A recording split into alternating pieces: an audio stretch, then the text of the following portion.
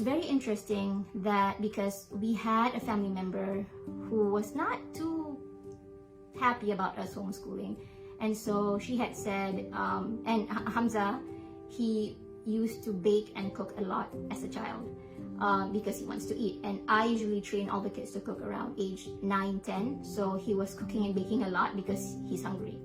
And so this family member remarked and said that, oh, maybe he's just doing cooking and baking a lot, because they were wondering why would a child do that. And so she's saying maybe because he doesn't have friends, so he doesn't have anything else to do, so he's just bored and he's just cooking and baking at home. And that remark was hurtful to me, but it stayed with me, and to this point, to this day, when I see Hamza, he actually switches seamlessly between interacting with adults and with his peers and with people of different walks of life. He actually travels quite a lot.